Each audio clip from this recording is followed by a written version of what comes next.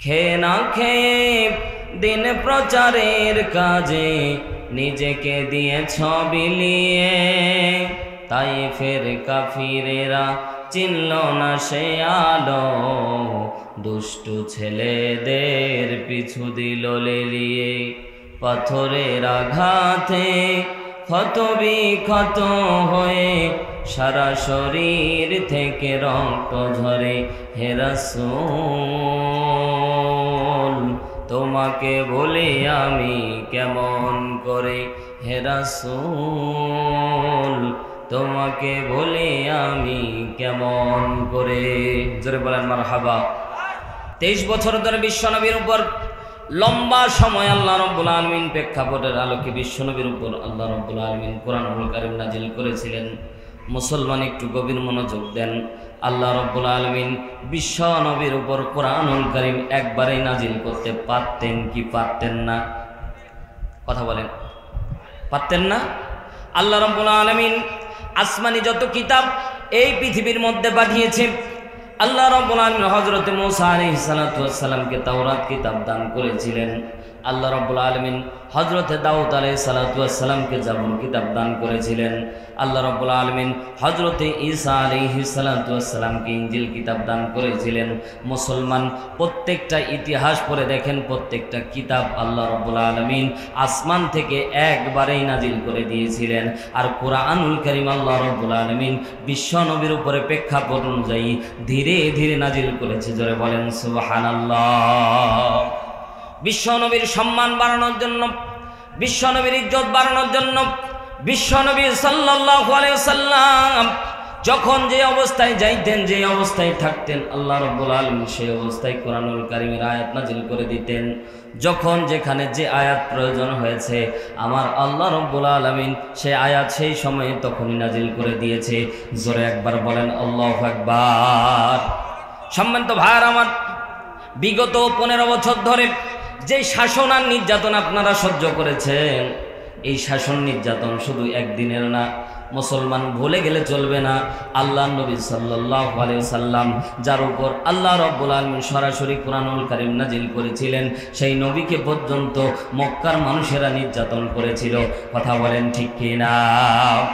বিশ্ব নবী শুধুমাত্র নির্যাতন করেছিল এমনটা না, বিশ্ব নবী সাল্লাল্লাহু আলাইহি ওয়াসাল্লামকে তারা এত পরিমাণে নির্যাতন করেছিল, বিশ্ব নবীকে শারীরিক মানসিক টোটালি 2 দিক থেকে নির্যাতন করা হয়েছিল।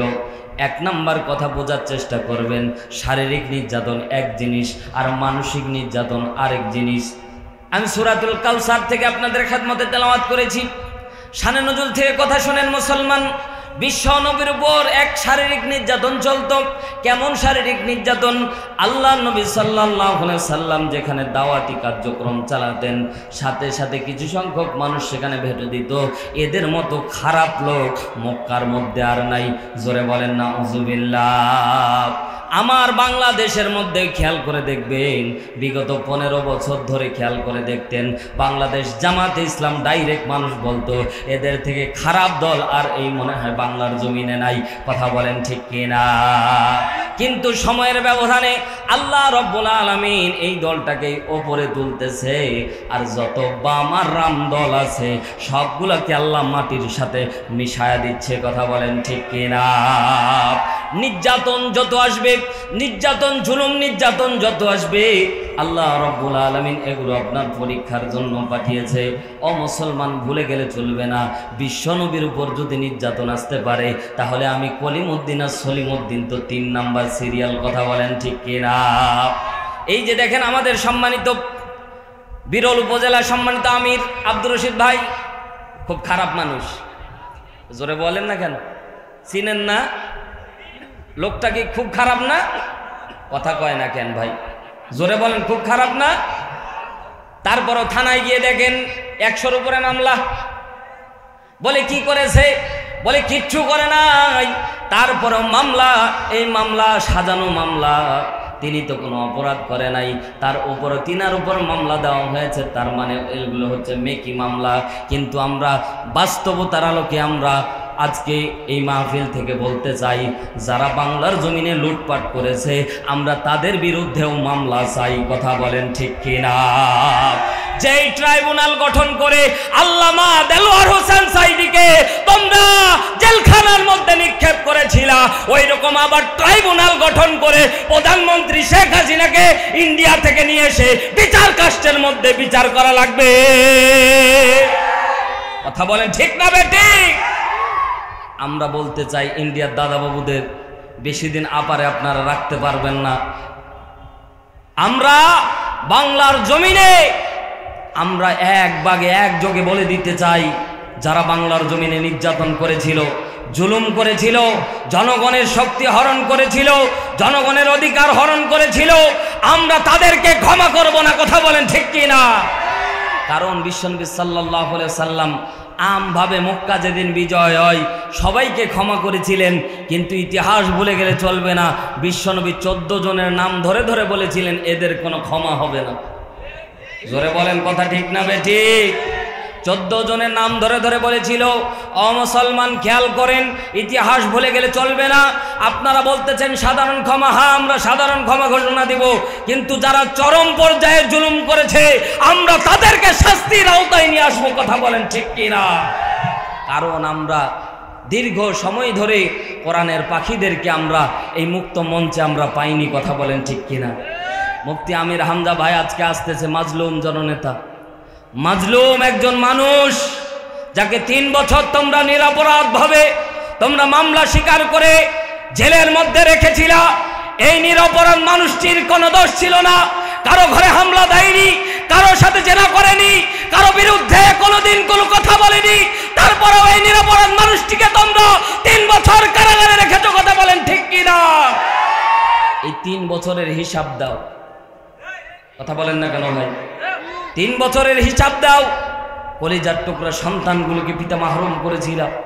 আল্লামা মামুনুল হক সাহেব নিরপরাধ একজন মানুষ, তারপরেও তোমরা তাকে ফাঁসিয়ে তোমরা তাকে জেলখানার মধ্যে নিয়ে গেলা।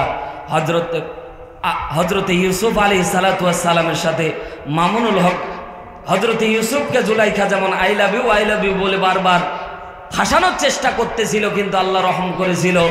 ও মুসলমান, আল্লাহ রব্বুল আলামিন আল্লামা মামুনুল হককে আল্লাহ হেফাজত করেছে। জোরে বলেন আল্লাহু আকবার। তোমরা আমাদের উপর যত নির্যাতন করো আমরা নির্যাতন সহ্য করব, কিন্তু আমরা পলাবো না। কথা বলেন ঠিক কিনা? কারণ আমরা বীর মুসলমান, আমরা জীবন দিতে প্রস্তুত, আমরা বাতিলের বিরুদ্ধে জীবন দিতে প্রস্তুত। তোমরা তো মরণের ভয় করো, কিন্তু আমরা যারা ইসলামী আন্দোলনের কর্মী এরা মরণের ভয় করি না। কথা বলেন ঠিক কিনা? আমরা জীবন দিতে প্রস্তুত, আর তোমরা তো মরণের ভয় করো, আর আমরা মনে করি মরণ হলেই আমরা শাহাদাতি মরণ পাবো। কথা বলেন ঠিক কিনা? জোরে বলেন ঠিক কিনা? শাহাদাতি তামান্না নিজের মাঝে উজ্জীবিত করার দরকার আছে না নাই? জোরে বলেন আছে না নাই? বিশ্বনবী বলেন যাদের অন্তরে শাহাদাতের তামান্না থাকবে না তাদের মৃত্যুটা হবে মুনাফিকের মৃত্যু। এজন্য শাহাদাতি তামান্না নিয়ে উজ্জীবিত হয়ে বাংলার জমিনে সামনের দিন যেগুলো আসবে ইসলামী আন্দোলনের সাথেই আমরা থাকব। জীবন যদি যাই যাবে, আর জীবন যদি থাকে তাহলে আমরা গাজী হয়ে থাকবো। আল্লাহ কবুল করুন, বলেন আমিন। কেন কথাগুলি বললাম? কারণ আগামীর দিন খুব খারাপ, এক ভয়াবহ অবস্থা দাঁড়াচ্ছে।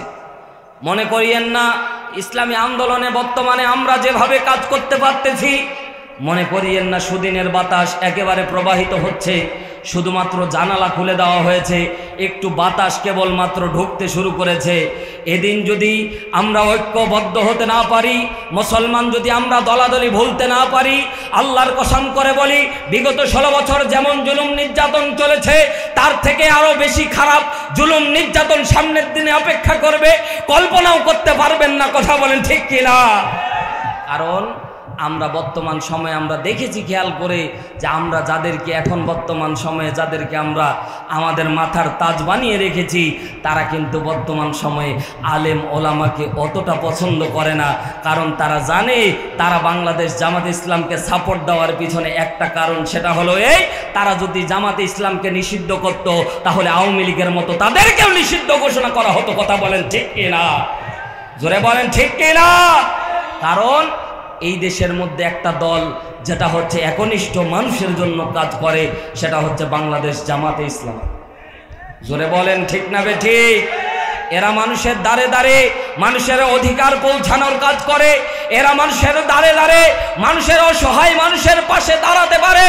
ও আল্লাহর বান্দারা, আর আমরা বাংলাদেশের মধ্যে এই দলটাকেই আমরা অবহেলিতর কাতারে রাখি। এজন্য আজকে ধর্মপুর থেকে এক ভাগে একযোগে আমরা বলতে চাই, আগামীর দিন আমরা গত বছর সেশনে আমরা দেখেছি, আমরা দাড়িপাল্লা দেখেছি, আমরা দেখেছি নাঙল, আমরা দেখেছি ধানের শীষ, আমরা দেখেছি নৌকা। আগামীর দিনে আমরা দেখতে চাই হাত পাখা। কথা বলেন ঠিক কিনা? আগামীর দিন আমরা দেখতে চাই জামাতে ইসলাম, আগামীর দিন আমরা দেখতে চাই দাড়িপাল্লা। কথা বলেন ঠিক কিনা? ইসলামী আন্দোলন যত আছে প্রত্যেকটা ঐক্য জোট করে আমরা সামনের দিনে ইসলামী আন্দোলন প্রতিষ্ঠা করব, কোরআনের রাজ কায়েম করব। এতে যদি জীবন দিতে হয় প্রস্তুত আছি। কে দুই হাত তুলে আল্লাহকে দেখাই।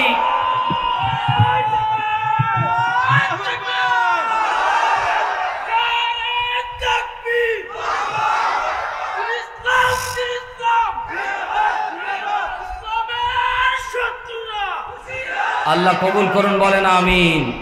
তবে মুসলমানদের তাকবীর ধ্বনি হয় নাই, একটু হাত উঠান। লিল্লাহে তাকবীর, লিল্লাহে তাকবীর। ভাই আপনি বলেন, আমি সিগন্যাল ছাড়া আপনি শেষ করবেন, আপনি বলতে থাকেন। আপনি না এইভাবে ডিস্টার্ব দিবেন না তো। কেউ ডিস্টার্ব দিবে না, আমি সিগন্যাল দেব, তারপর আপনি শেষ করবেন। কানের গোড়ায় কেউ আসিয়েন না, কেউ আসবে না, আপনি আপনার মনের মতো কথা বলবেন। একটু হাত জাগান। লিল্লাহে তাকবীর, লিল্লাহে তাকবীর। আল্লাহ কবুল করুন, বলেন আমিন। মুনাফিকের মতো পালায়া যাওয়া যাবে না। বিগত সেশনে যারা এত কষ্টের উপরেও যারা ছিল, এখন কিন্তু তারা আবার সামনের দিকে আছে। এবং যারা ছিলেন না, আপনাদেরকে উদাত্ত আহ্বান জানাচ্ছি, বাংলাদেশ জামাতে ইসলামে নিজের নামটা লেখেন, জীবন ধন্য হয়ে যাবে, পরকাল আপনার কল্যাণময় হবে। আল্লাহ কবুল করুন, বলেন আমিন। অনেকেই যাওয়ার সময় সমালোচনা করবেন যে মাওলানা হারুন রশিদ দিনাজপুরি সাহেব এই যে রাজনীতি করার জন্য আসলো। জিজ্ঞাসা করতে চাই মুসলমান, আল্লাহ যদি কোরআনের ভিতরে রাজনীতি দেয়, এটা হুজুর করার দরকার আছে না নাই? জোরে বলেন আছে না নাই? রাজনীতি থেকে কোরআনকে ভিন্ন করার কারণেই আজকে মুসলমানদের উপর নির্যাতন চলে। কথা বলেন ঠিক কিনা? আমরা আলাদা বুঝেছি। রাসূল সাল্লাল্লাহু আলাইহি সাল্লামকে আল্লাহ রাব্বুল আলামিন রাষ্ট্রনায়ক হিসেবে দেখার জন্য মক্কা থেকে বিশ্বনবীকে হিজরত করে মদিনায় পাঠিয়ে দিলেন। আল্লাহু আকবার বলে। সম্মানিত ভাইয়ের আমার, মুসলমানের মতো জিজ্ঞাসা করব, মুসলমানের মতো জবাব দিবেন। একযোগে এক বাক্যে আমার সাথে যদি একমত হন, বলেন তো আল্লাহ রাব্বুল আলামিনের ক্ষমতা ছিল না বিশ্বনবী মক্কার মধ্যে থাকা অবস্থায় আল্লাহ তাআলা বিশ্বনবীকে রাষ্ট্রনায়ক করতে পারত কি পারত না? জোরে বলেন না কেন? পারত না? সন্দেহ হয় নাকি ভাই? আল্লাহ তাআলা বিশ্বনবীকে যদি মক্কার ভিতরে রাষ্ট্রনায়ক বানায়া দিতেন, তাহলে ইসলামী আন্দোলনের কর্মীরা পথ খুঁজে পেত না। ও আল্লাহর বান্দারা, আল্লাহ রাব্বুল আলামিন বিশ্বনবীকে দেখিয়ে দিলেন।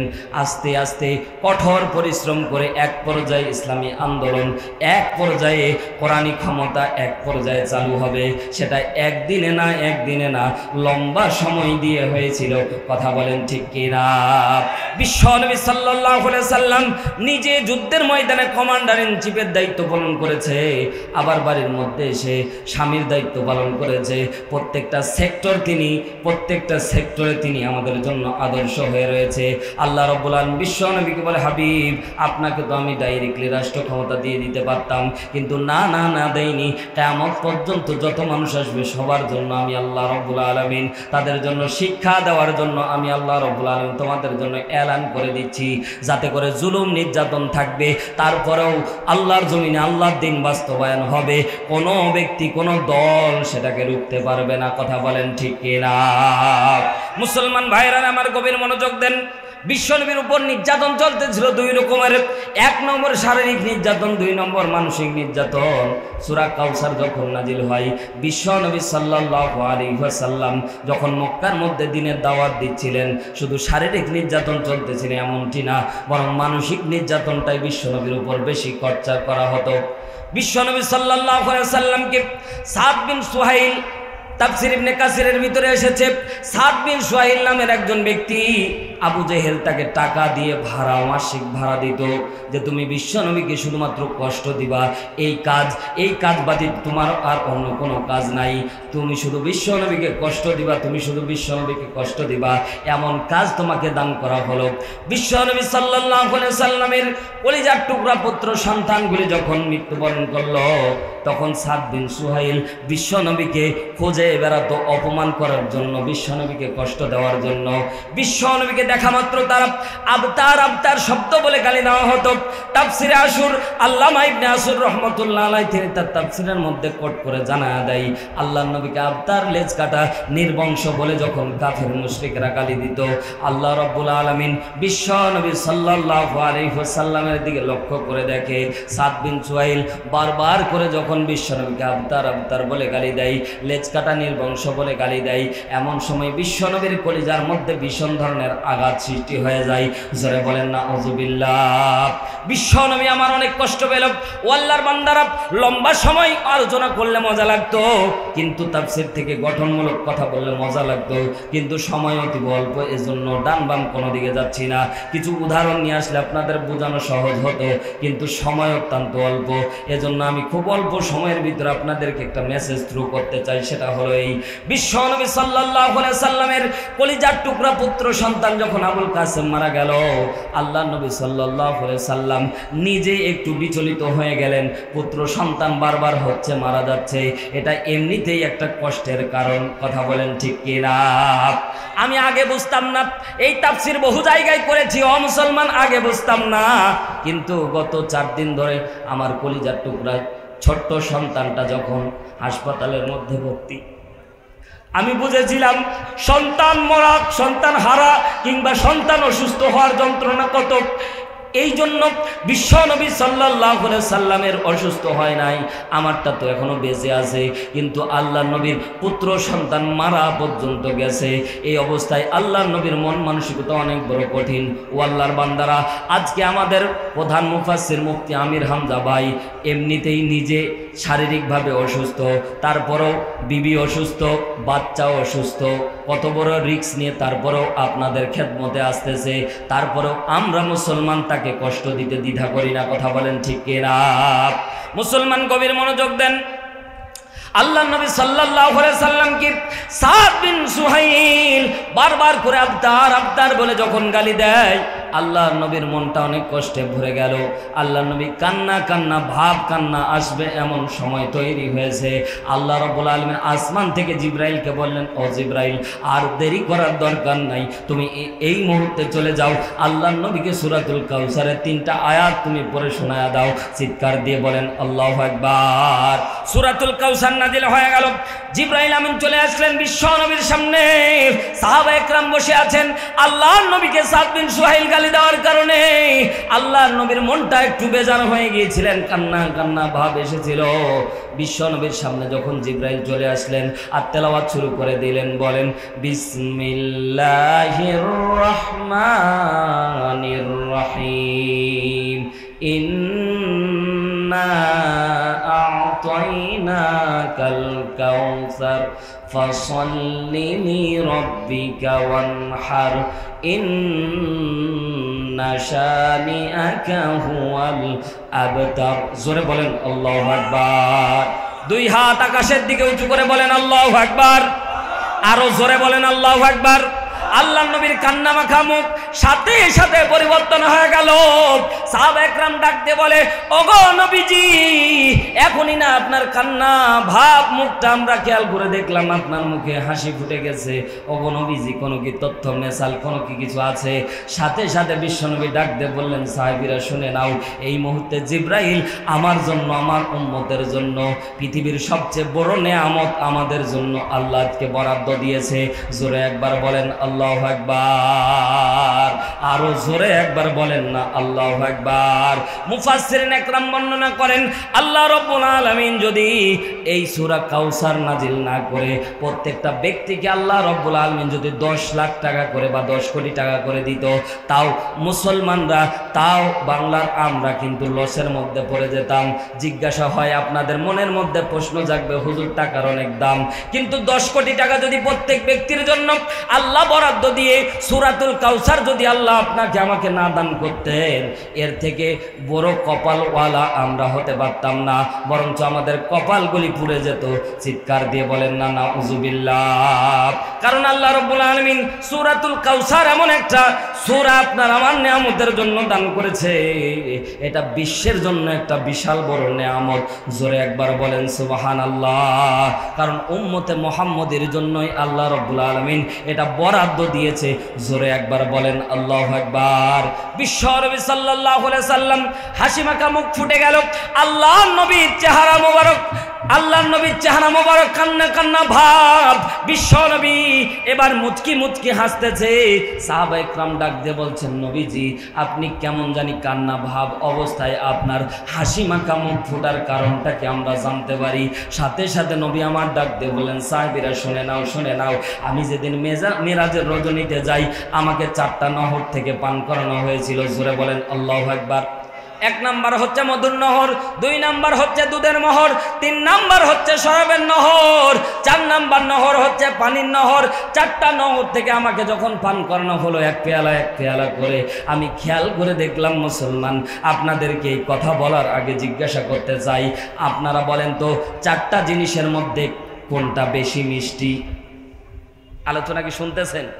কোনটা বেশি মিষ্টি? জোরে বলেন। তারপরে দুধ, ঠিক না বেঠিক? তারপরে শরাব, তারপরে পানি। বিশ্বনবী বলেন, সাহাবা একরাম শুনে নাও, আমি ব্যতিক্রম দেখলাম, আমি খেয়াল করে দেখলাম মধুর থেকে, দুধের থেকে, শরাবের থেকে পানির নহর যেটা, এটা আরো বেশি সুস্বাদু এবং মিষ্টি। আল্লাহু আকবার বলে।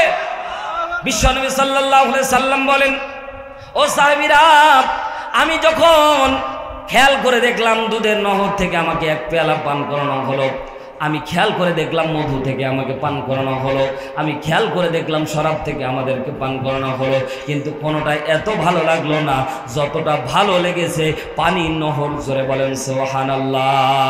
বিশ্ব নবী যখন প্রশংসা করলেন, আল্লাহ এই 4টা নহর থেকে পানির নহরটা আমার কাছে খুব পছন্দের, আল্লাহ তাআলা সেই দিন বিশ্ব নবীর জন্য এটা ছিল এই পানির নহরটা ছিল হাউজে কাউসারের নহর। জোরে বলেন সুবহানাল্লাহ। ওই মেরাজের রজনীতে মুফাসসিরিন একরাম বর্ণনা করেন, ওই মেরাজের রজনীতে আল্লাহ রাব্বুল আলামিন বিশ্ব নবীর জন্য সূরাতুল কাউসার আগের থেকে আল্লাহ বরাদ্দ দিয়ে বিশ্ব নবীর জন্য কাউসারের নহরটা তার জন্য ওয়াকফ করে দিয়েছে। জোরে বলেন সুবহানাল্লাহ। বিশ্ব নবী শুধুমাত্র নিজের জন্য নহর না, বিশ্ব নবী সাল্লাল্লাহু আলাইহি সাল্লামের হাসি মাখা মুখ এজন্য হয়েছিল কারণ আল্লাহ নবী সাল্লাল্লাহু আলাইহি সাল্লাম খেয়াল করে দেখেছিল, বিশ্ব নবী সাল্লাল্লাহু আলাইহি সাল্লাম খেয়াল করে দেখেছিল, আল্লাহ নবী বিশ্ব নবী খেয়াল করেছিল এটা যে আমি যখন খেয়াল করলাম, আমি নিজে পান করলাম, কিন্তু আমি যদি নিজে পান করি, আমার উম্মতেরা যদি পান না করে তাহলে কেমন হয়? আল্লাহ নবী শুধুমাত্র নিজের চিন্তা করেন নাই, বরঞ্চ বিশ্ব নবী চিন্তা করতে, আহারে এই পানির নহর থেকে আমার উম্মতেরা যদি পানি পান করতে পারতো কতই না ভালো হতো। আল্লাহ রাব্বুল আলামিন এটা উম্মতে মুহাম্মদের জন্য একটা বরাদ্দ দিয়ে দিয়েছে। উম্মতে মুহাম্মদের জন্য কিয়ামতের দিন কঠিন ময়দানে সূর্য যেদিন আধাত উপরে চলে আসবে, মানুষের মগজগুলি যখন ভাতের মারের নাই টকবক টকবক করে ফুটতে থাকবে, নিদারুণ এই কষ্টের দিনে আল্লাহ রাব্বুল আলামিন বিশ্ব নবীর হাত দিয়ে হাউজে কাউসারের পানি তার উম্মতদেরকে পান করাবেন। গ্যারান্টি দিয়ে বলতেছি, মুফাসসিরিন একরাম বর্ণনা করেন, যারা হাউজে কাউসারের পানি পান করতে পারবে আল্লাহ রাব্বুল আলামিন তাদেরকে গ্রিন সিগন্যাল দিয়ে জান্নাত পর্যন্ত পৌঁছায় দিবেন। জোরে একবার বলেন আল্লাহু আকবার। জান্নাতে যেতে চাই কি চাই না? জোরে বলেন চাই কি চাই না? জান্নাতে যেতে চান না? কে কে একটু হাত তোলেন তো।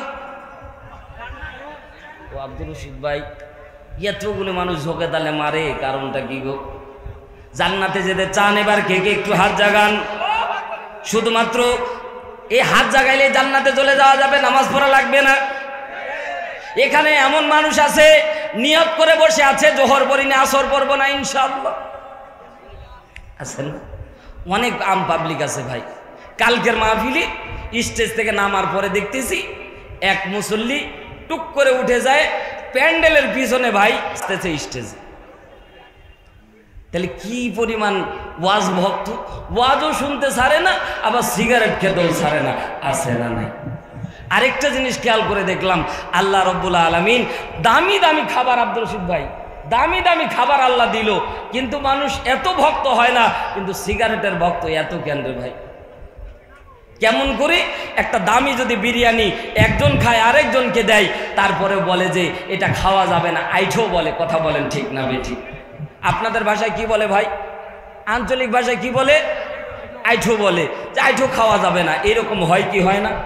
দামি দামি খাবার আইঠো বলে, কিন্তু খেয়াল করে দেখলাম তিনজন দাঁড়ায় আছে, একজন সিগারেট টানে আর দুইজন তাকায় থাকে, একটা টান তো দিবা। কথা কয় না কেন? ঠিক না বেটি? কিসের মেথর আর কিসের দম? সিগারেট খায় একজন, তিনজন তাকায় থাকে, ও ভাই একটা টান তো দিবা। ও ভাই বলেন সিগারেট খাওয়া যাবে? তওবা করে ফিরে আসা লাগবে। কথা বলেন ঠিক কিনা? আমাদের রুচিতে এত দুর্ভিক্ষ দেখা দিয়েছে যে সিগারেটের গায়ে এত বিশ্রী করে লেখা আছে, তারপরেও আমরা সিগারেট খাওয়া ছাড়ি। জোরে বলেন ছাড়ি? সিগারেট খাওয়া ছেড়ে দেওয়ার দরকার আছে না নাই? ছাড়বেন না কে? একটু হাত জাগান তো। মাশাআল্লাহ, এবার চালাক হয়ে গেছে। যারা যারা সিগারেট খায় আমরা ছেড়ে দেব ইনশাআল্লাহ। সম্মানিত ভাইয়ের আমার, গভীর মনোযোগ দেন। বিশ্বনবী সাল্লাল্লাহু আলাইহি সাল্লাম উম্মতের জন্য বরাদ্দকৃত হাউজে কাউসারের পানি আল্লাহ রাব্বুল আলামিন নাজিল করে জানায় দিলেন, ইন্না আ'তাইনাকাল কাউসার। চিৎকার দিয়ে বলেন আল্লাহু আকবার। ইন্না, অবশ্যই, আ'তাইনা, আপনাকে দান করে দিয়েছি, আপনার নামে আমি আল্লাহ উইল করে দিয়েছি, আপনার নামে আমি আল্লাহ বরাদ্দ দিয়ে দিয়েছি কাল কাউসার।